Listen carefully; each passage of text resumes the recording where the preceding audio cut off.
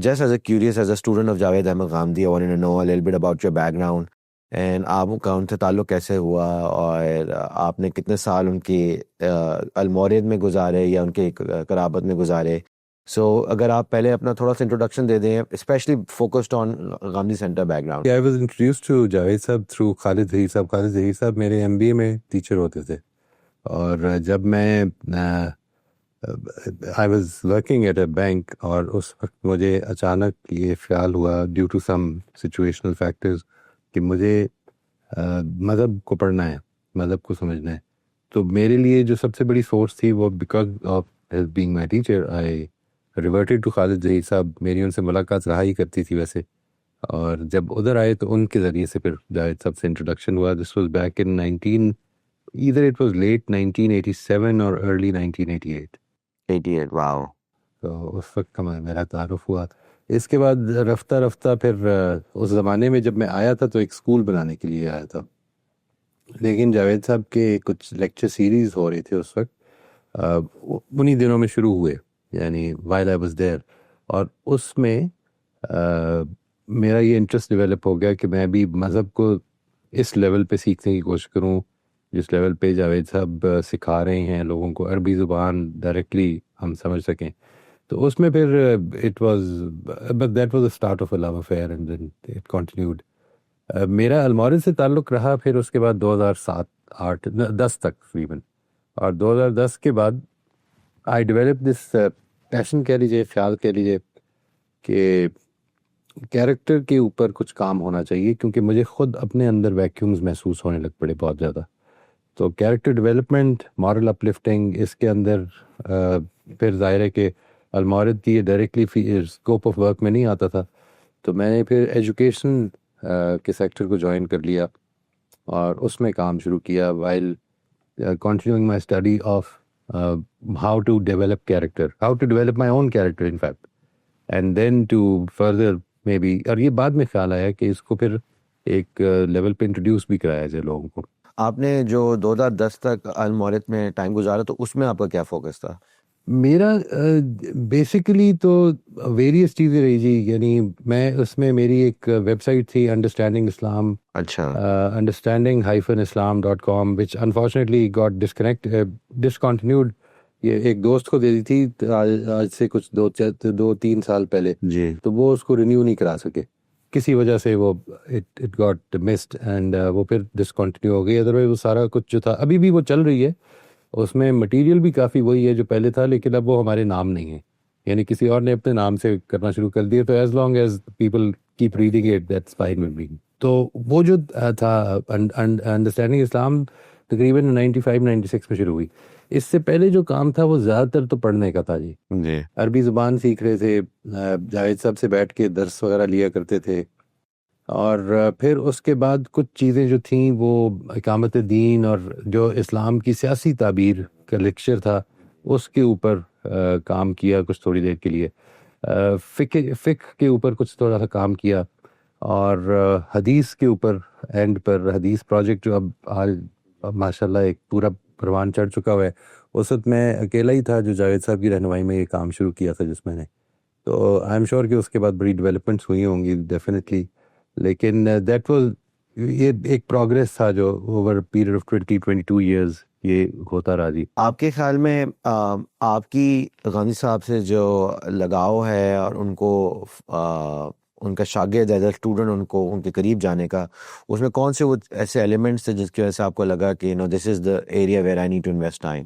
سب سے زیادہ امپورٹنٹ چیز تھی وہ یہ تھی کہ جو اصلاحی صاحب کا جو نقطہ نظر ہے قرآن مجید کے نظم کا جی, اس میں اب سچویشن یہ تھی کہ اصلاحی صاحب اس زمانے میں میں آئی ایم ٹاکنگ اباؤٹ 1988-89 اس زمانے میں کافی بزرگ ہو چکے ہوئے تھے, اور معلوم جب ہوا تو ایک خالد مسعود صاحب کچھ ان کے دوسرے شاگرد تھے, ان سے بھی تعارف ہوا میرا, لیکن جو سب سے ایکٹیو مجھے لگے وہ جاوید صاحب ہی تھے, اور ان کے گرد ایک حلقہ بھی بنا ہوا تھا. اور پھر secondly the most important thing was that my trustworthy teacher Khalid Zaheer was attached to Javed Sahab, تو ایک نیشنل انکلینیشن پھر انہیں کی طرف ہو جاتی ہے. ایسے کچھ اصول جو جاوید احمد غامی صاحب کے جن کی وجہ سے آپ کو لگتا ہے کہ یہ ساری انسیت پیدا ہوئی؟ سارے ہی اصول بھی میں تو یعنی ایک لمبا عرصہ جو ہے اس چیز کے اوپر جو ان کا سب سے میجر قرآن مجید کے حوالے سے اصول ہے، یعنی بارنگ آل دوز فیکٹرز کے جو میزان، فرقان اور اس طرح کی دوسری چیزیں ہیں، قرآن مجید کے حوالے سے جو ان کا ایک بہت ہی میجر اور بالکل یونیک ان کی ایک انڈرسٹینڈنگ ہے وہ یہ کہ قرآن مجید صحیفہ رسالت ہے، صحیفہ انذار ہے، آخری پیغمبر کا صحیفہ انذار ہے، اس کی سرگزشت ہے۔ تو آئی تھنک وہ چیز جب آدمی کو سمجھ میں آتی ہے تو وہ قرآن کی ایک نئی صورت اس کے سامنے آتی ہے۔ اب یعنی ہمارے علم الکلام کے اندر یہ ایک بڑی امپورٹنٹ چیز ہے اور اس نے مجھے بہت ہی زیادہ متاثر کیا جی، and I think I still feel that it's one of the most important principles of understanding the Quran. اس پہ آپ نے اوروں کو بھی کبھی خود بھی کام کیا اس چیز کو سمجھانے کے لیے؟ اس پہ کوئی آپ کا اپنا کوئی؟ میں نے پریکٹیکلی کوشش کی ہے جی یہ ابھی لیٹلی کہ لوگوں کو اس پہلو سے کہ قرآن مجید کی جو زبان اور اس کے خطاب کے حوالے سے لوگوں کو انوالو کیا جائے as a study circle, on line study circle ایک کنڈکٹ کرتے ہیں ہم، میں کرتا ہوں ایوری وینسڈے پاکستان میں مارننگ ٹائم 7 بجے، اور اس میں کوشش یہ ہوتی ہے کہ لوگ اپنے اپنے تراجم پڑھ کے آئیں جو بھی ان کے پریفرڈ تراجم ہیں، اور آ کے تو وہ کچھ 5 سٹیپس ہیں جس کے ذریعے سے کنیکٹ کریں۔ اس میں صرف میری طرف سے جو اضافہ میں نے کوشش کی ہے کہ کیا جائے وہ یہ ہے، باقی ساری چیزیں وہی ہیں جو یعنی خطاب کس سے ہو رہا ہے اس وقت، کس چیز کے بارے میں بات ہو رہی ہے، اس کا اس پیراگراف کا یا اس حصے کا بیسک میسج کیا لگ رہا ہے آپ کو، یہ جو ہے یہ لوگ اس سے کنیکٹ ہوں، اس پہ غور کریں، اس پر تدبر کریں ایز اے لے مین۔ ظاہر ہے کہ because they don't know the Arabic language تو وہ کنیکٹ کرتے ہیں ترجمے کے ذریعے سے جی، اور بس اس میں تھوڑی سی پرابلم یہ ہوتی ہے کیونکہ بعض اوقات جو ہے وہ تراجم میں کچھ اختلافات ہو جاتے ہیں۔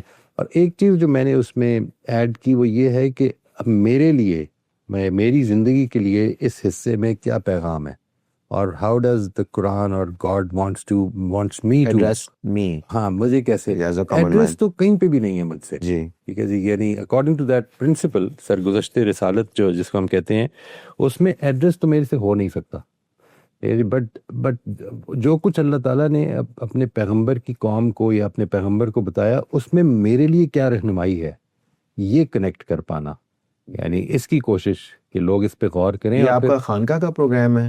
نہیں، یہ خانقاہ کا پروگرام نہیں ہے جی، یہ اس سے ہٹ کے ہے جی۔ اچھا، یہ اس سے ہٹ کے، یہ تو بڑا انٹرسٹنگ ہے کہ لوگ آ کے اپنے لحاظ سے سمجھیں اور اس پہ ایک سرکل کے طور پہ گفتگو کریں۔ رائٹ، اور شیئر کریں، ادھر آ کے شیئر کریں، نوٹس لیں، اور اس میں میں نے اس کو 5 اسٹیپس میں رکھا ہوا ہے جی۔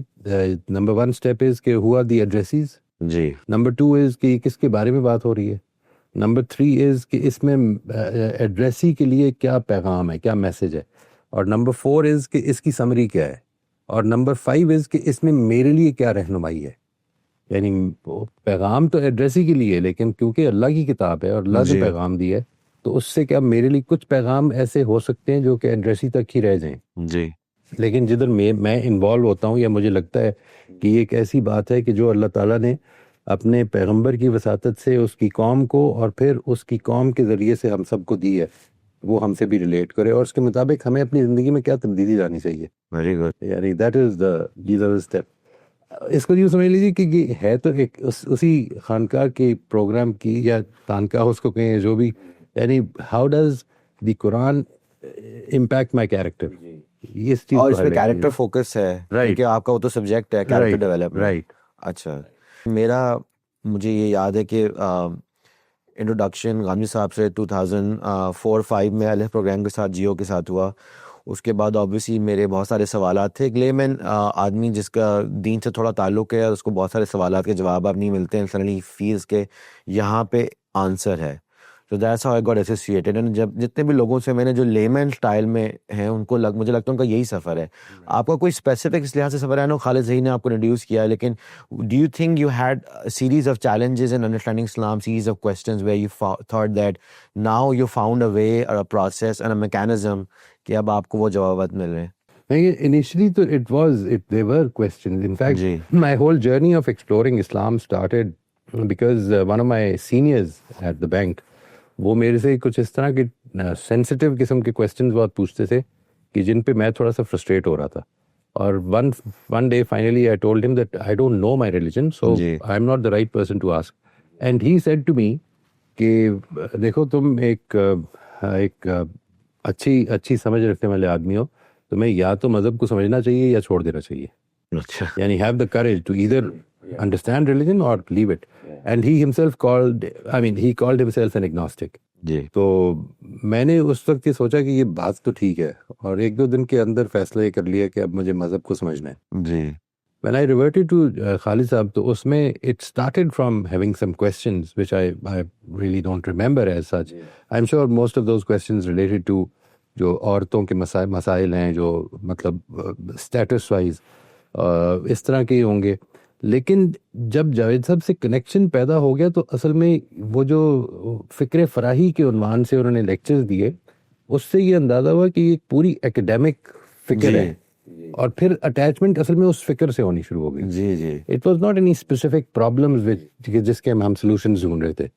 اٹ بیکیم کہ ہم ایکسپلور کر رہے ہیں قرآن مجید کو, حدیث کو, سنت کو, اور وہاں سے پھر وہ ایک پیورلی ایکڈیمک انٹرسٹ ڈیولپ ہونا شروع ہوا. بلکہ میں اپنی ذات میں یہ محسوس کرتا ہوں کہ 2010 میں جو ریکگنیشن پیدا ہوئی وہ یہ تھی کہ ایکڈیمک انٹرسٹ نے آٹومیٹکلی میری اخلاق کردار کو کوئی بہت زیادہ متاثر نہیں کیا. یعنی اٹ ریکوائرڈ, مجھے ایسے لگا کہ جیسے کہ وہ ایک ایکسٹرا کام ہے. یعنی وہ صرف ایکڈیمکلی چیزوں کو سمجھنا نہیں ہے, بلکہ اس کے بعد کچھ تربیت بھی کرنی ہے, اپنے بارے میں کانشیس ہونا ہے, جی جی فیصلوں کے اندر دین کو شامل کرنا ہے. وہ ایک ویکیوم فیل ہونے لگ پڑا, جس کے باعث پھر مجھے ایسا لگا مجھے کہ جسٹیفائڈ یہی ہے کہ میں دین کے نام پہ کام کرنے کے بجائے اور لوگوں کو متاثر کرنے کے بجائے پہلے اپنی اصلاح کرنے کا کام کروں. جی یہ بڑا انٹرسٹنگ پوائنٹ ہے. اس میں ایکچولی جو ہمارا یہ سیریز ہے جو میں آپ کے ساتھ کرنا چاہ رہا تھا, it is based on character development and parenting, and I wanted to actually record and ask you and capture some of the perspective that you shared with us one on one, and I thought it'll be good کہ ہماری audience بھی اس کو سن سکے. لیکن اس میں دو interesting بڑے point ابھی آپ نے بولے, کیونکہ وہ انہی سے ریلیٹڈ جو ٹاپکس ہم بات کریں گے اس سیریز میں. ایک تو یہ کہ آپ نے کہا کہ میں دین کو سمجھ سکوں, یعنی کہ ہم لوگ آبویسلی جب پیدا ہوتے ہیں کسی مسلمان گھرانے میں تو آٹومیٹکلی کسی مسلمان, ہندو, کرسچن پیدا ہوتے ہیں تو ایک آٹومیٹکلی ہمارے پاس ایسوسیشن ہوتی ہے. لیکن کنکلوڈ کرنا ذہنی طور پہ, علمی طور پہ, یہ ایک بڑی ایک امپورٹنٹ چیز ہے میری نظر میں, تاکہ آپ سمجھ سکیں جو آپ فالو کریں وہ آپ کیوں فالو کر رہے ہیں. بالکل. اور دوسرا آپ نے بولا ایکیڈیمکس کا, یہ میرے لیے بھی ایک واقعہ ہے ٹو بی آنیسٹ, بیکاز ہم لوگ جب بالکل ٹریڈیشنل دین ہم پاکستان کی مسجدوں میں سن کے آ رہے تھے, اور ہم نے کچھ ٹی وی پہ لیکچرز بھی سنے ہوں گے, لیکن کبھی بھی میرے ذہن میں, حالانکہ مجھے لگتا تھا مجھے سب پتہ ہے, میں نے دین کو ایکیڈیمکلی نہیں سوچا. دین کو ہمیشہ ایک ملا گیری کی کسی کانسیپٹ میں سوچا.